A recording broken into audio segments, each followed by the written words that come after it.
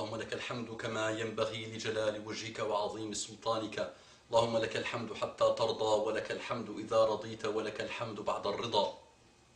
لك الحمد بالإسلام، ولك الحمد بالقرآن، ولك الحمد أن شرعت لنا خير شرائع دينك، وأن أرسلت لنا خير رسلك محمدا صلى الله عليه وعلى آله وسلم تسليما كثيرا.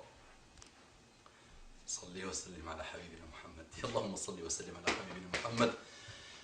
رب اشرح لي صدري ويسر لي أمري واحلل عقدة من لساني يفقه قولي. Que la paix d'Allah subhanahu wa ta'ala sa mise. Salam alaykum wa rahmatullahi wa barakatuhu. Quel bel engagement de paix, de tendresse, de bénédiction, de miséricorde, de pas mal de grands comportements extrêmement nobles. Je ne te veux pas du mal, mon frère, ma soeur. Et j'espère, Inch'Allah, que tu vas te débarrasser de n'importe quelle forme de haine ou d'autre chose contre moi, parce que je ne suis que ton frère imparfait en islam. Donc, bonjour mes frères et sœurs en humanité, c'est avec un énorme plaisir et un énorme honneur, mes frères en humanité, que j'essaie de vous parler. Alhamdulillah, ça donne d'excellents résultats, on commence à essayer de trouver un terrain d'entente, et des gens, alhamdulillah, honnêtes avec eux-mêmes, commencent à ouvrir leur cerveau et leur cœur. Par exemple, Uriel qui me dit, donc j'avais demandé qu'il me donne, que mes contacts me donnent des sujets, Inch'Allah, pour que je puisse les traiter dans mes vidéos. Donc Uriel nous dit, je comprends, ok, donc issu d'une famille athée avec des ancêtres catholiques. Je m'intéresse beaucoup à l'islam, mes parents verraient cela un peu comme une trahison. J'essaye de faire ouvrir les yeux à mes parents sur la religion, mais mon père reste sur ses préjugés qui sont que la femme musulmane est soumise à l'homme et a le droit de tout sur elle. Et les attentats des islamistes radicaux n'arrangent pas son opinion. Entre parenthèses, c'est un fan de TF1. J'ai essayé de suivre la voie de mes anciens en découvrant la religion catholique, mais beaucoup de points dans cette religion me dérangeaient. Et depuis que je lis les posts de l'Oasis de l'excellence et que je parle de religion avec mon ami, je me sens bien. J'en ai en quelque sorte besoin pour m'apaiser et beaucoup de principes me plaisent. Il y a un livre qui est Prisonnière des mollahs, qui m'a aidé à voir les différences entre les extrémistes et les musulmans, et comment avec des idées plus politiques que religieuses, les extrémistes se sont imposés.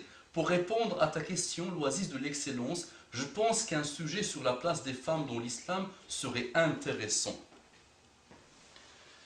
Donc ce sujet, ce commentaire, cette demande de notre future sœur Uriel, parce qu'elle avance vraiment, alhamdoulilah, vers l'islam, elle a fait pas mal de commentaires, et depuis un moment, depuis plus qu'un mois, il m'a envoyé un mail pour me dire qu'elle s'intéresse beaucoup à notre religion, et qu'elle trouve qu'elle est plus ou moins, donc le temps qu'elle finit ses recherches, Inch'Allah, plus ou moins complète et parfaite.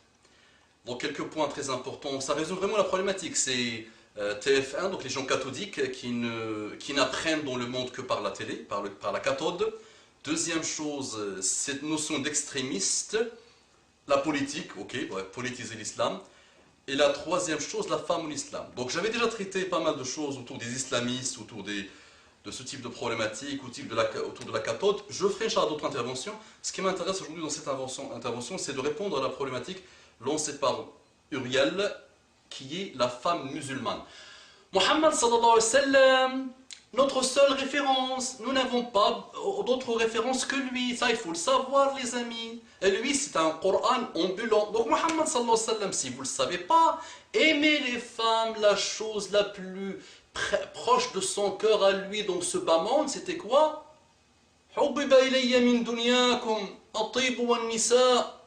J'aime de ce bas monde, ce que j'aime le plus dans ce bas monde, le parfum et les femmes. Et Allah a mis la prunelle de mes yeux dans la prière. On a déjà parlé de la prière et cette relation, cette connexion avec Allah subhanahu wa ta'ala. Mais la femme, Muhammad sallallahu alayhi wa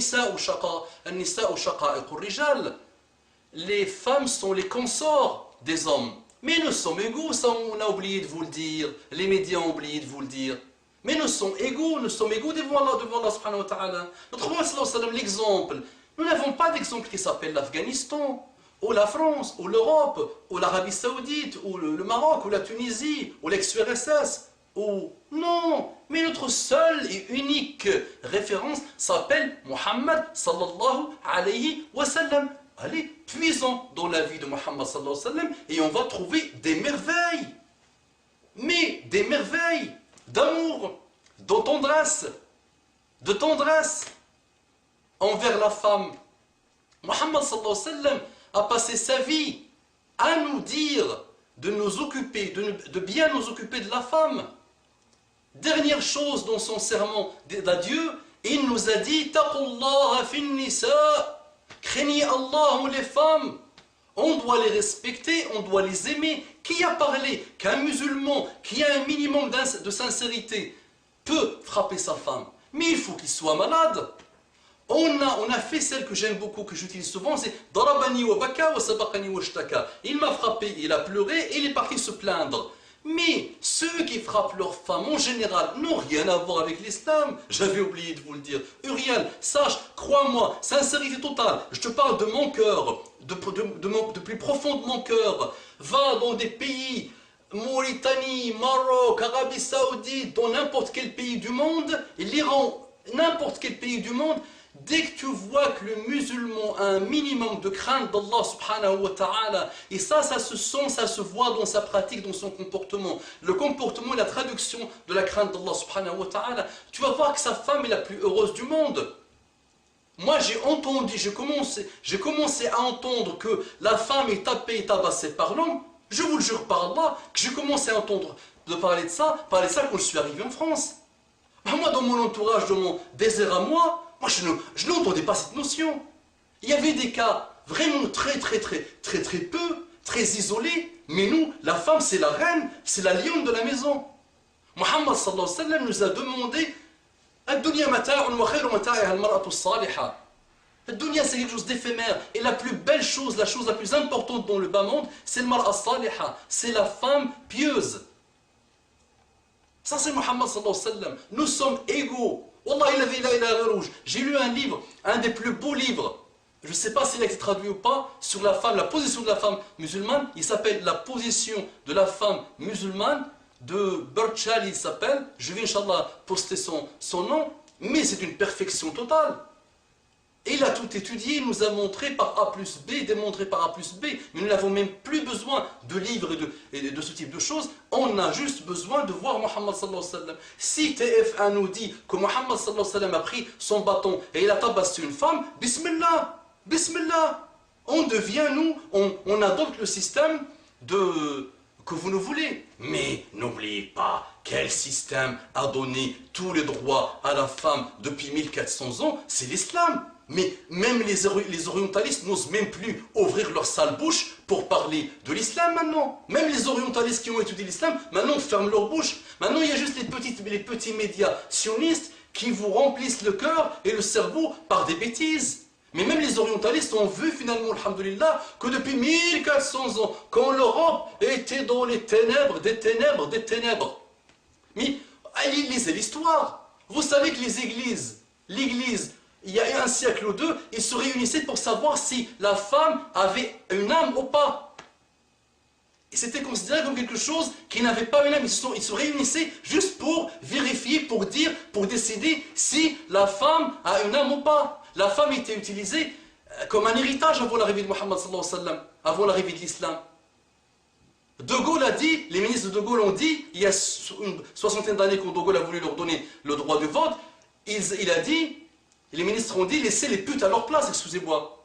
Muhammad sallallahu alayhi wa sallam leur a donné le droit de vote. Ah oui, ça, vous le découvrez ça là, vous êtes en train de vous dresser, vos cheveux sont en train de se dresser.